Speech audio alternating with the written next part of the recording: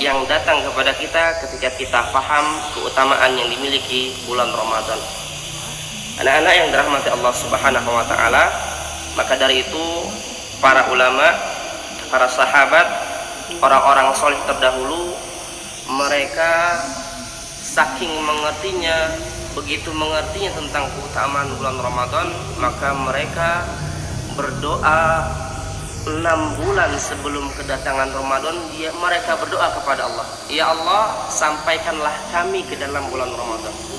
Ya, disampaikan oleh Imam Ibnu Rajab bahwasanya para ulama seperti itu. 6 bulan sebelum datangnya bulan Ramadan, maka mereka berdoa kepada Allah untuk disampaikan masuk ke dalam bulan Ramadan. Ketika masuk bulan Ramadan, mereka gunakan dengan sebaik-baiknya. Kemudian ketika beliau keluar, mereka keluar dari bulan Ramadan, 6 bulan setelah bulan Ramadan, mereka berdoa lagi kepada Allah, ya Allah, terimalah amal perbuatanku di bulan Ramadan. Jadi waktunya para sahabat, para ulama, para orang-orang soleh terdahulu, 1 tahun itu dibagi menjadi 2. 6 bulan pertama, ya, 6 bulan pertama mereka berdoa sebelum datangnya Ramadan, meminta disampaikan ke dalam bulan Ramadan. Ketika bulan Ramadan selesai, 6 bulan berikutnya setelahnya mereka berdoa agar amal ibadah yang dilakukan di bulan Ramadan diterima oleh Allah selama 6 bulan. Masya Allah. Mengapa mereka sampai demikian? Karena mereka sangat mengerti keutamaan yang dimiliki oleh bulan Ramadan. Maka hadirin anak-anak sekalian yang dirahmati Allah Subhanahu wa taala, keutamaan yang pertama yang dimiliki oleh bulan Ramadan adalah bahwasanya bulan Ramadan ini adalah bulan yang penuh dengan ampunan.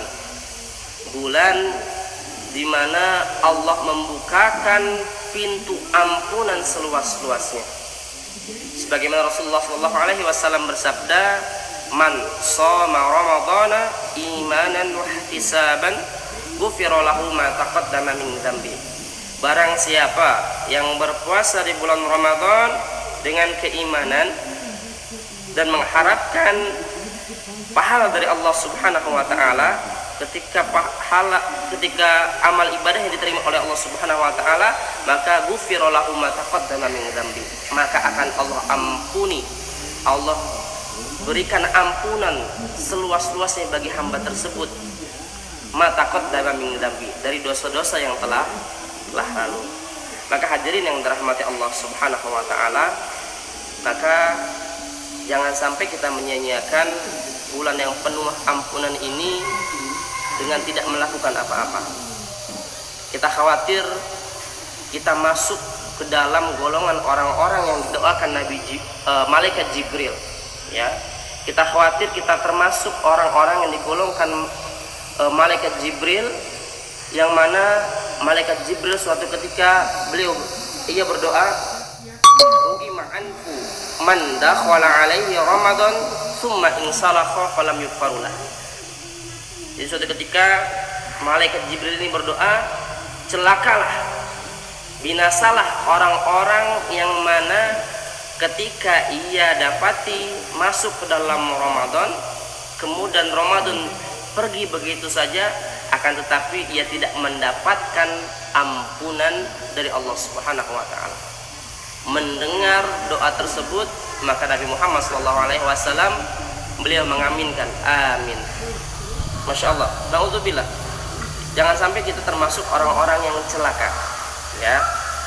Celaka karena apa? Karena kita tidak bisa memanfaatkan momentum bulan suci Ramadan untuk meningkatkan ketakwaan kita, untuk bertambah pundi-pundi ibadah kita di bulan Ramadan, ya, Insya Allah. Karena Masya Allah, pada bulan Ramadan ini momentum yang tepat, karena atmosfer yang ada di bulan Ramadan itu suasananya adalah ketaatan. Bahkan sampai artis-artis pun, ya, yang tadinya membuka aurat pada bulan Ramadan, ia memakai hijab, memakai kerudung, ya. Sinetron, ya, sinetron edisi Ramadan menjadi Islami. Iklan semua menjadi Islami. Kenapa? Karena memang suasana bulan Ramadan ini yang penuh dengan ketaatan. Bahkan dalam hadis Rasulullah SAW bersabda, pada bulan Ramadan itu sufidatus syayatin, setan-setan itu diikat dan dibelenggu. Ya. Kemudian dijelaskan oleh para ulama, setan-setan dibelenggu itu ada dua makna. Ya, ada dua makna. Yang pertama adalah memang setan itu semuanya diikat dan dibelenggu, ya. Akan tetapi ada makna yang kedua, dijelaskan oleh para ulama bahwasanya setan dibelenggu maknanya adalah setan-setan itu malas untuk menggoda manusia. Mengapa mereka malas? Mereka malas karena memang pada bulan Ramadan itu orang-orang ketaatannya luar biasa, suasana kebaikan ketaatannya itu luar biasa, sehingga setan-setan pun malas untuk menggoda manusia. Maka celaka, kata Rasulullah SAW, ya, orang yang masuk bulan Ramadan tidak ngapa-ngapain, tidak mendapatkan apa-apa, tidak mendapatkan ampunan dari Allah Subhanahu wa Ta'ala. Maka kapan lagi, ya, kapan lagi kita bisa mendapatkan ampunan dari Allah kalau tidak memanfaatkan momentum bulan suci Ramadan? Logikanya begini, ketika kita datang ke Ka'bah, kemudian kita sholat di depan Ka'bah saja kita tidak bisa khusyuk, ya, di depan Ka'bah nih, ya, depan kita ada Ka'bah, kemudian kita sholat Allahu Akbar, di depan Ka'bah saja kita tidak bisa khusyuk untuk melaksanakan sholat, maka apalagi kita di luar Ka'bah. Begitupun sama, di bulan Ramadan saja kita tidak bisa khusyuk untuk beribadah, untuk meminta ampunan kepada Allah, apalagi di luar bulan Ramadan. Ya. Maka hadirin anak-anak sekalian yang semoga dimuliakan Allah Subhanahu wa Ta'ala, mari sama-sama momentum bulan Ramadan ini yang mana Allah membuka untuk ampunan seluas-luasnya, kita manfaatkan dengan sebaik-baiknya, jangan sampai disia-siakan. Itu yang pertama, keutamaan yang dimiliki oleh bulan suci Ramadan. Kemudian yang kedua, keutamaan yang dimiliki oleh bulan suci Ramadan, sebagaimana disampaikan oleh Syekh Utsaimin, beliau mengatakan pada bulan Ramadan Allah melipat gandakan pahala dengan kelipatan yang tidak pernah Allah ceritakan dalam Al-Quran dan dalam Sunnah. Li'annahu li'a'zamul jaza. Kenapa tidak Allah jelaskan berapa kali lipatan ganda, ya, pahala yang dilakukan di bulan suci Ramadan? Kata Syekh Utsaimin, karena saking besarnya pahala ibadah di bulan suci Ramadan, maka tidak Allah jelaskan. Padahal, Masya Allah, Allah dan Rasulnya itu ketika menjelaskan satu ibadah saja, maka Allah jelaskan pahalanya. Kita ambilkan contoh. Rasulullah mensunahkan kepada kita untuk melakukan sholat syuruk atau isyraq. Sholat syuruk adalah ketika seseorang hamba datang ke masjid di waktu subuh, kemudian sholat berjamaah. Setelah sholat subuh berjamaah, kemudian ia tetap di dalam masjid, tidak keluar, ya, tetap di dalam masjid, tidak keluar, dan ia berzikir, membaca Al-Quran sampai matahari terbit. Kemudian setelah matahari terbit, ia melakukan sholat syuruk. Itu namanya sholat syuruk, ya. Kemudian bagi siapa yang melaksanakan sholat syuruk tersebut, kata Rasulullah SAW, pahalanya seperti umroh sempurna. Ya, kita ambilkan contoh lain. Kata Rasulullah SAW, barang siapa yang melakukan zikir pagi dan sore, maka pahalanya itu seperti membebaskan empat budak. Ya.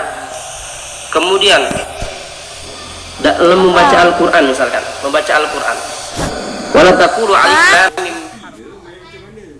Hah? Ya no. Kata Rasulullah SAW, Ini pakai laptop nih. Al-Quran, setiap satu hurufnya itu adalah kebaikan, dan satu hurufnya ini akan dikalikan 10 kebaikan. Ya. Kemudian yang lain, barang siapa yang sholat di Masjid Nabawi, ya, maka pahalanya itu seperti 1000 kali sholat biasa. Barang siapa yang sholat di Masjidil Haram, maka pahalanya itu seperti 100.000 kali sholat di tempat yang lain. Masya Allah. Ya, jadi setiap Allah mengajak kita untuk melakukan suatu ibadah, maka Allah berikan pahala-pahalanya. Allah jelaskan pahala-pahalanya.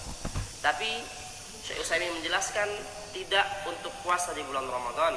Tidak Allah jelaskan berapa kali Allah lipat gandakan amalan ibadah di bulan suci Ramadan, karena saking besar keutamaan pahala yang ada di bulan Ramadan. Oh iya kan ngerangkum. Lipat gandakan. Allah rahasiakan. Nanti ngerangkum. Maka dari itu, anak-anak yang dirahmati Allah Subhanahu wa taala, momentum Ramadan ini kita jadikan untuk sarana waktu yang tepat mengumpulkan investasi kebaikan, memperbaiki ibadah-ibadah kita yang di bulan-bulan yang lain yang kendor, yang biasa-biasa saja.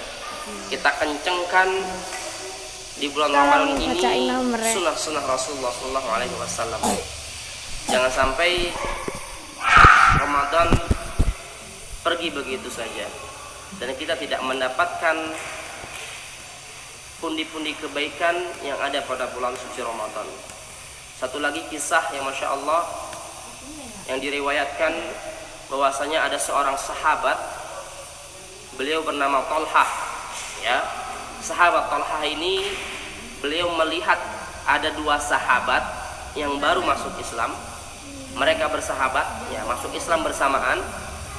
Kemudian dua-duanya ini ikut berjihad bersama-sama. Akan tetapi ternyata yang satu meninggal dulu. Yang satu meninggal. Kemudian 1 tahun berikutnya sahabat yang satu lagi juga meninggal, dan dua-duanya meninggal karena syahid. Jadi sahabat yang pertama meninggal ketika berperang, berjihad di jalan Allah, dan yang kedua 1 tahun berikutnya beliau juga meninggal karena mati syahid.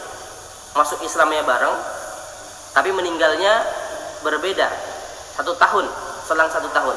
Tapi dua-duanya meninggal karena syahid di medan jihad. Kemudian setelah itu sahabat Thalhah ini bermimpi, ya, di antara kedua orang ini ternyata yang masuk surga duluan adalah sahabat yang meninggalnya terakhir tadi, ya. Sahabat yang meninggalnya terakhir ternyata masuk surga duluan, dan sahabat yang meninggal pertama surganya setelah sahabatnya. Kemudian melihat kejadian ini, dalam mimpi beliau ini, beliau melaporkan kepada Rasulullah SAW dan menanyakan, heran, ya Rasulullah, mengapa kok bisa yang masuk surga duluan adalah yang meninggal terakhir? Kenapa harusnya masuk surga duluan adalah yang meninggal yang pertama, kok malah yang terakhir? Apa kata Rasulullah SAW? Wajar saja yang masuk surga duluan adalah sahabat yang meninggal terakhir. Kenapa? Karena ia mendapatkan satu